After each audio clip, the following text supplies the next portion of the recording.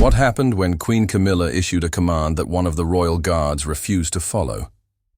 The silence that followed shocked Buckingham Palace, while the crowd's explosive reaction echoed around the world. This was not a small moment of hesitation. It was a direct clash between royal authority and centuries of unbroken tradition. At the center of this storm was not an ordinary soldier, but a decorated veteran whose decision would raise questions about loyalty, power, and the true meaning of service. Before we uncover this remarkable story, make sure to subscribe and hit the bell icon so you never miss the untold moments from behind the palace gates. The day began as any other ceremonial. Afternoon in London. The summer sun bathed Buckingham Palace in golden light, and hundreds of tourists pressed against the iron gates, eager for photographs of the world's most recognizable soldiers. Families leaned over the rails with cameras ready, while children sat perched on shoulders to get a better view of the iconic guards in their bright scarlet uniforms and tall bearskin hats. The courtyard buzzed with the ordinary excitement of travelers expecting a quiet but memorable display of British tradition. Standing among the guards that day was Sergeant William Harrow, a 32-year-old soldier with a reputation for discipline carved from years of military service. To the average visitor, he looked no different from the others, but those who knew him understood that his place in the courtyard meant more than ceremonial duty. Harrow had served 2 tours in Afghanistan, where he had led men under fire, carried injured comrades to safety, and survived battles that tested every fiber of his character. His chest bore medals of valor, reminders of sacrifice and endurance. Yet to him, the uniform he wore in London was just as sacred as the one he had worn on the battlefield. Harrow's day began early, long before tourists gathered at the palace. His preparation was methodical, almost ritualistic. Every button of his tunic was polished until it reflected the morning light. The seams of his uniform were checked with precision. His rifle gleamed after repeated inspection. To him, these details were not vanity, but respect. Respect for the monarchy, for the long line of soldiers who had stood in the same position, and for the oath he had sworn. When he took his place in the courtyard that day, he believed it was simply another duty to fulfill with silent pride. But destiny had chosen this moment for something far greater. At exactly 2:15 in the afternoon, excitement stirred among the tourists as the gates of Buckingham Palace opened. The Queen Consort, Camilla, stepped into the courtyard. She wore a pale blue coat dress, perfectly tailored, with a wide-brimmed hat that shielded her face from the sun. Around her neck hung a string of pearls that caught the light with every step. The crowd reacted instantly, voices rising in surprise and admiration. Phones shot upward to capture photographs and videos. For many visitors, this was a once-in-a-lifetime encounter with royalty. Camilla offered a measured wave to the public before turning her attention toward the line of soldiers. In that moment, her eyes fixed on Sergeant Harrow. She walked forward with deliberate grace, her heels clicking against the courtyard stones until she stood directly before him. The atmosphere shifted. The crowd, sensing something unusual, fell quiet. Hundreds of eyes and dozens of cameras now focused on the Queen Consort and the soldier before her. What followed was unexpected. Camilla addressed Harrow directly with an instruction to step aside. It was not shouted, but it carried the weight of authority. The tourists reacted with puzzled looks. Guards traditionally followed strict chains of command, and they did not receive direct orders from members of the royal family. The situation already seemed irregular, but the soldiers' response made it extraordinary. Harrow did not move. His chin remained high, his gaze fixed forward, his body unmoving as though carved from stone. The silence deepened as seconds stretched into what felt like minutes. Some visitors chuckled nervously, thinking he had not heard. Others began whispering to one another, realizing that something unusual was happening. Camilla repeated herself, this time with sharper emphasis. The tension grew heavier. Once again, Harrow stood motionless, his refusal plain to all. Whispers rippled through the crowd, carried in tones of disbelief. Questions filled the air. Was he allowed to ignore her? Was this an act of disrespect? Or was it something deeper, a deliberate defense of tradition? The courtyard became electric with unease. The Queen Consort's expression tightened as she tried again to assert her authority. Yet the guard did not waver. His silence spoke, louder than any words, a refusal that radiated strength and conviction. It was then that the first voice rang out from the crowd. Someone shouted in support of the soldier, their words echoing against the palace walls. Applause followed. What began as a few claps quickly spread, growing into a wave of cheers and chants that rolled through the courtyard like thunder. Tourists from around the world, many of whom had come expecting a quiet ceremony, now found themselves part of a moment that felt historic.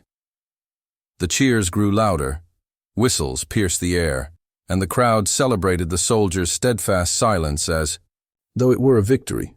For the first time, the focus of hundreds of cameras shifted away from Camilla and onto the guard who had stood his ground.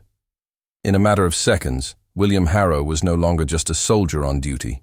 He had become a symbol of defiance, discipline, and the unyielding traditions of the crown. Camilla's aides stirred nervously. Security looked uneasy, and whispers spread among palace staff. But no matter what happened next, the moment had already been immortalized on countless phones and cameras.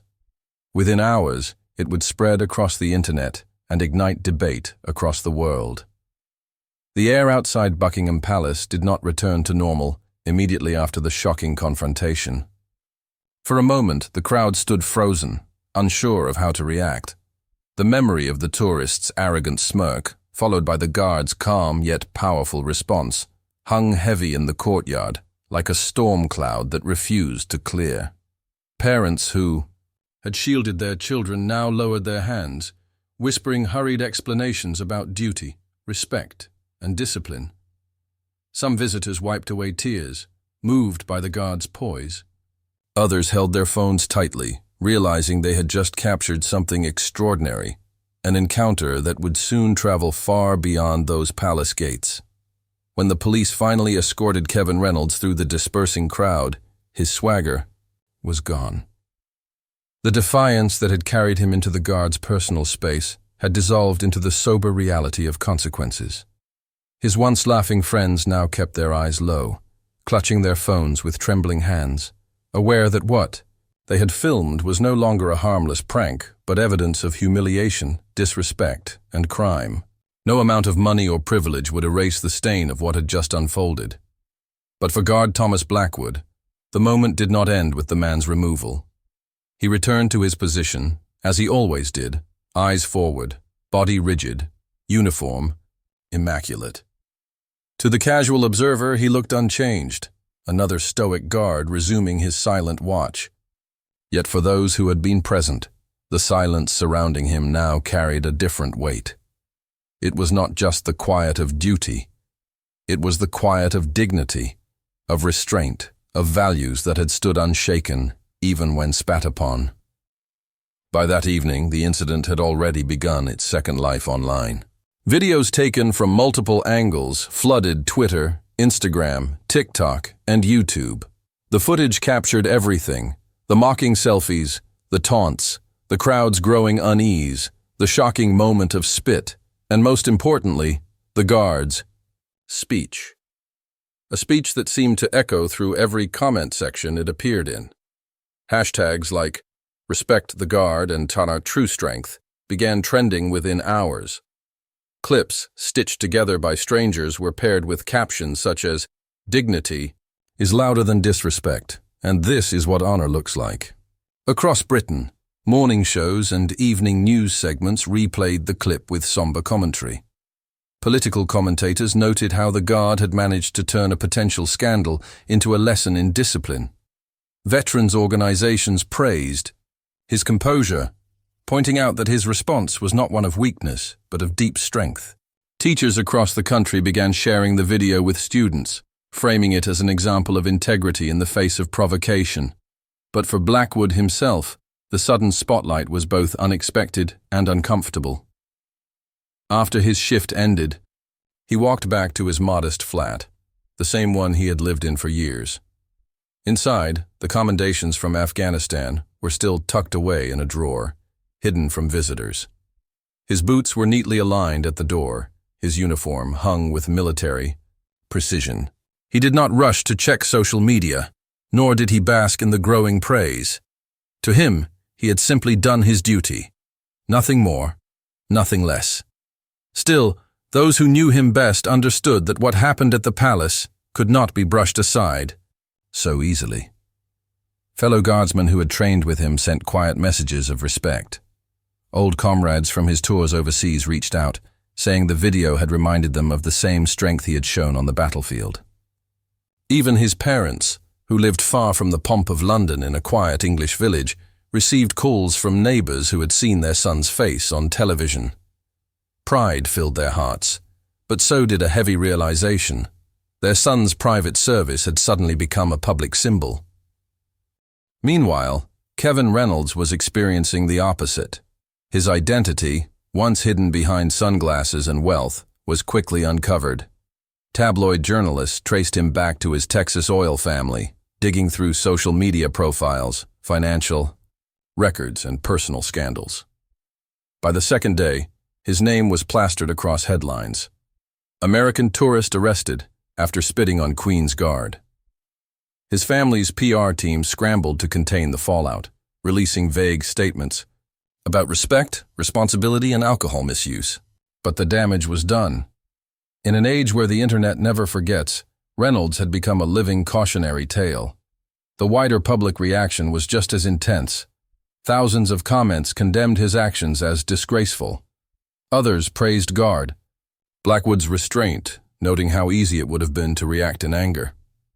One viral post summed up the collective sentiment. The rich tourist thought silence meant weakness. He learned silence can be the strongest answer of all. Even tourists who had witnessed the event firsthand began speaking to reporters. Middle-aged woman described the silence that fell after the spit landed, calling it the heaviest quiet I've ever felt in my life. A former military officer explained how Blackwood's calm response reflected training most people could never understand. Parents recounted how their children had asked questions about respect, giving them an unexpected opportunity to teach values. Behind palace walls, the incident became a subject of serious discussion. Officials reviewed security footage, protocols, and the guard's exact words. Some worried the speech might be seen as breaking protocol, while others argued that his dignity had upheld the very tradition the guard's role was meant to protect. After several hours of deliberation, a quiet consensus emerged. Blackwood had not failed his duty, he had embodied it. His speech would be remembered not as a breach of silence, but as an act of service in its purest form. For Blackwood himself, life continued in the same disciplined rhythm. The next morning he woke before dawn, polished his buttons, straightened his uniform, and returned to his post. The summer sun once again beat down on Buckingham Palace, and the crowds once again gathered to watch the guards in silent awe. Yet, beneath the surface, something had shifted. Tourists no longer laughed quite as freely when they posed for photos. Children no longer pulled on their parents' sleeves, asking if the guards were statues. There was a new undercurrent of respect, a quiet acknowledgement that behind the stoic faces stood men of real flesh, blood, sacrifice, and strength. The story was no longer just about a spoiled tourist or a moment of disrespect. It had become a reminder that tradition, when upheld with dignity, could speak louder than arrogance. It was proof that silence, when paired with character, could become more powerful than words shouted in anger. And it was a message that traveled far beyond the palace gates, sparking conversations in living rooms, classrooms, and offices across the world. By the third day, the story had evolved from a viral clip into a global conversation. What began as a confrontation on the sunlit grounds of Buckingham Palace was now being replayed in homes, offices, and classrooms from London to Los Angeles. The incident had transcended the digital noise of ordinary viral content. It was no longer just a tourist prank gone wrong. It was being framed as a cultural moment, a sharp contrast between arrogance and dignity, disrespect and discipline, weakness and true strength. News outlets across the world dedicated segments to the God's restraint. Commentators described the speech as one of the most powerful lessons in respect to emerge in recent years. In America, breakfast shows replayed the clip, with anchors shaking their heads at Kevin Reynolds' behavior while applauding Guard Blackwood's composure. In Asia, journalists highlighted the universal theme of honoring tradition, noting how societies with long histories of ceremonial duties could relate deeply to the Guard's silent endurance. In Europe, newspapers praised the moment as a reminder of why cultural symbols still mattered in an increasingly cynical world. What made the video so compelling was not just the act of spitting or the Guard's speech, but the stark contrast between the two men. On one side stood Reynolds, restless, entitled, intoxicated by privilege and performance. On the other stood Blackwood, steady, disciplined, forged by experience and tempered by values that could not be purchased. The image of Reynolds stumbling backward in shame while Blackwood remained rooted like a statue became the defining visual of the incident. It was a metaphor too clear to miss. Within a week, millions had seen the video. Comment sections filled, with reflections far deeper than the internet usually produced. Veterans wrote long posts about the meaning of service. Teachers described how they had shown the video to students as an example of courage through restraint. Parents explained how they used the moment to teach their children about respect. One father wrote, "In 30 seconds, that Guard gave my son a lesson I could not have explained in 30 years." But while the world celebrated Blackwood's restraint, Reynolds' life spiraled in the opposite direction. His arrest was followed by court proceedings that moved faster than his family expected. Assaulting a Queen's Guard was no small matter, and though lawyers argued that alcohol had clouded his judgment, the court was not sympathetic. The presiding judge delivered remarks that echoed through the press. This is not simply about spitting on a man. It is about spitting on centuries of tradition, on the values of discipline and service. Such behavior cannot be excused by wealth, intoxication, or arrogance. The sentence was deliberate. A heavy fine ensured financial sting, but more importantly, Reynolds was ordered to complete extensive community service with veterans organizations. The decision was symbolic as much as it was punitive. If Reynolds lacked respect for service, then he would spend his time in the company of those who had given it fully. His humiliation was no longer just digital, it was structured into his daily life. Back in Texas, the fallout was even harsher. Exclusive clubs where Reynolds had once boasted of influence quietly removed his name from guest lists. His family's oil company distanced itself from him, releasing a statement that emphasized responsibility and tradition, an unspoken rebuke of his behavior. Former acquaintances whispered about his arrogance, and once friendly boardrooms went silent when his name was mentioned. The very privilege that had emboldened him was now the weight pulling him down. Meanwhile, Guard Blackwood's life took on a new dimension. Though he never sought the spotlight, he could not ignore the way people now approached him differently. Tourists who recognized him at his post no longer tried to provoke a reaction. Instead, they thanked him quietly, with sincerity in their eyes. Children saluted him, mimicking the gesture they had seen in the viral video. Fellow guards treated him with a mixture of pride and respect, as though he had carried not just himself but all of them with dignity before the world. Even beyond Buckingham Palace, his moment became a teaching tool. Military academies included the video in discussions on discipline under provocation. Police training programs dissected his calm response as an example of authority without aggression. In universities, lectures on ethics used the incident to illustrate how restraint could be more powerful than retaliation. For once, the internet had delivered not just entertainment, but education. Blackwood himself, however, resisted the idea that he had done something extraordinary. In private, he told close friends that he had simply fulfilled his oath. He had been trained not to react. He had endured far worse in combat, And compared to bullets and battlefield chaos, a drunken insult was trivial. Yet even he admitted that something about that moment felt different.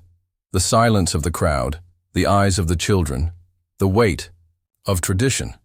It was as though time itself had demanded that he speak, just once, to remind people of why the guards stood there at all. As the days turned into weeks, the incident sparked deeper cultural debates. Some argued that the guards should be allowed to defend themselves more actively. Others countered that their composure was precisely what gave them power. Commentators debated whether tradition still had relevance in the modern world, and Blackwood's words became the heart of those conversations. Some traditions deserve respect, even if you don't understand them. But perhaps the most profound impact was not seen in media or courtrooms, but in everyday behavior. Visitors to Buckingham Palace approached the guards with noticeably more reverence. Where once laughter and teasing had been common, there was now quiet admiration. Families spoke in hushed tones, explaining the guards' role with newfound seriousness. Street vendors noticed the change, describing a calmer, more respectful atmosphere around the gates. The culture of provocation was slowly being replaced by a culture of appreciation. For Kevin Reynolds, the community service sentence proved transformative in ways he had not anticipated. At first, he resisted the duties, treating them as a humiliation. But as weeks passed, working alongside veterans began to erode his arrogance. He listened to stories of sacrifice, of loss, of discipline earned not in palaces, but in deserts and battlefields. The same qualities that had once made him scoff now made him pause. For the first time in his life, he found himself in the company of men and women who could not be bought, who measured worth not in wealth, but in loyalty, courage, and honor. In the end, both men's lives were altered by the same moment, though in vastly different ways. For Reynolds, it was a fall from privilege into humility. For Blackwood, it was the transformation of silence into voice, of routine duty into a global lesson. Together, they embodied two sides of the same coin: arrogance humbled, dignity exalted. And though the palace gates soon returned to their daily rhythm, with tourists snapping photos and guards standing still, the memory of that summer afternoon lingered. The world had been reminded that strength does not always roar.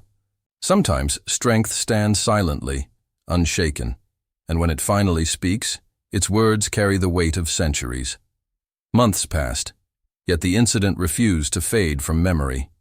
It lingered not just as a viral clip, but as a reference point in conversations about respect, tradition, and true strength.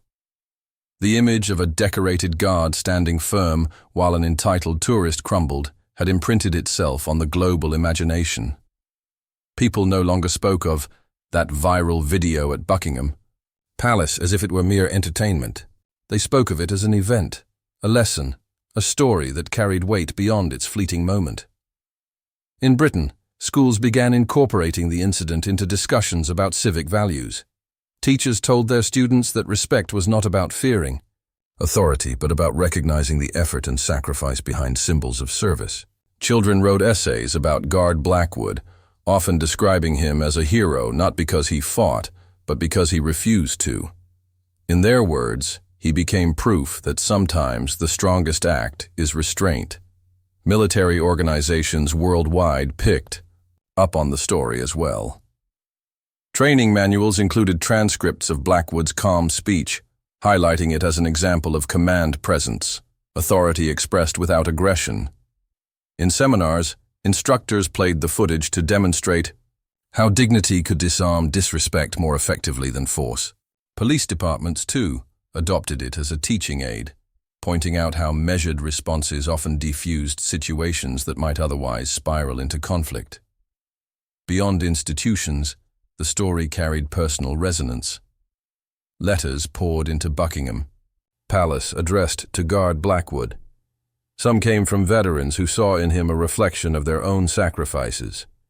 Others came from children who promised to always be respectful. One 9-year-old girl wrote, "You showed us that standing tall is stronger than shouting." That letter, in particular, struck Blackwood deeply.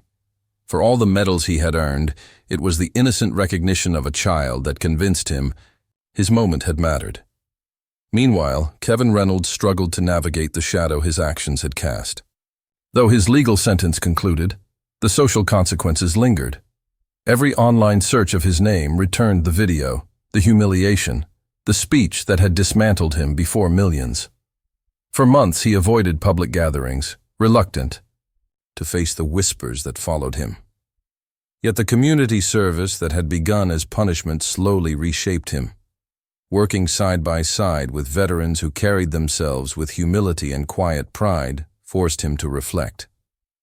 They did not mock him for his past, but neither did they excuse it. In their presence, he saw the emptiness of his old arrogance. In interviews years later, Reynolds would admit that the incident had been the most painful yet transformative experience of his life. He called it, "The day I realized money can't buy respect." His family's reputation never fully recovered from the scandal, but personally, he carried the lesson forward. Where he had once sought attention at any cost, he now valued listening, learning, and acknowledging traditions that were bigger than himself. For Gar Blackwood, life eventually returned to rhythm, but never entirely to normal. Every morning he still polished his uniform with the same precision. Every button still gleamed. Every crease still cut sharp lines across his scarlet tunic. He still stood at his post, silent and immovable, as tourists raised cameras and whispered, in awe. Yet he now carried the knowledge that millions had seen through his eyes, if only briefly, what it meant to wear the uniform. He never repeated the speech. He didn't need to. Its echo continued without him, replayed in classrooms, on television, and across the internet. The long-term impact was subtle but visible. Visitors to Buckingham Palace were noticeably more respectful. Where once there had been jeers or jokes, there were nods of admiration and quiet appreciation. Parents explained the guard's duty to their children in reverent tones. Even those who still posed for photos did so with a sense of gratitude rather than mockery. The culture around the guards had shifted, not by decree, but by the dignity of one man standing firm. Media commentators later reflected that the story resonated so widely because it touched on a universal truth. In an age of noise, outrage, and endless attempts to provoke reaction, Blackwood had shown the opposite. He had proved that silence, composure, and discipline carried more weight than 1,000 angry words. His restraint was not weakness. It was strength distilled into its purest form. And when he finally did speak, his words carried not just his own voice, but the voice of history, of tradition, of countless soldiers who had stood in the same place before him. The story also sparked renewed appreciation for the role of the guards themselves. For years, tourists had treated them as living statues, curiosities to be tested for reaction. But after the incident, many began to see them differently, not as performers, but as representatives of a nation's values. The guards were no longer simply part of the backdrop of a palace. They were reminders of duty, of sacrifice, of a standard of discipline that had survived generations. And yet, for Blackwood himself, the greatest satisfaction came not from global praise, but from the quietest acknowledgments. It came from the elderly veteran who clasped his hand and whispered, "Well done, son." From the child who left a letter thanking him for showing what strength really meant. From the fellow guards who stood beside him, knowing that through his composure, he had protected not just his own dignity, but theirs as well. Years later, when asked to reflect on the moment, Blackwood said only this: "I didn't do anything extraordinary. I simply did my duty. Respect is not about me or any one soldier. It's about the values we all stand for." His words captured the enduring lesson of that summer day. Strength is not measured in how loudly one commands attention, but in how firmly one holds to principle when tested. True power is not in domination, but in restraint. And dignity, once displayed, has the ability to inspire far beyond the moment it is born. As the palace gates continue to open and close, As crowds gather and disperse, the memory of that incident remains etched into history. One act of arrogance met with one act of dignity, and in that collision the world was reminded that respect is timeless. And so, we leave you with a question. When was the last time you witnessed true strength shown not through reaction, but through restraint? If this story inspired you, share it with someone who values honor and tradition. Don't forget to subscribe and ring the bell, so you never miss more stories of dignity, respect, and the hidden moments behind the palace gates. Because sometimes, the most powerful lessons come not from battles fought, but from battles refused.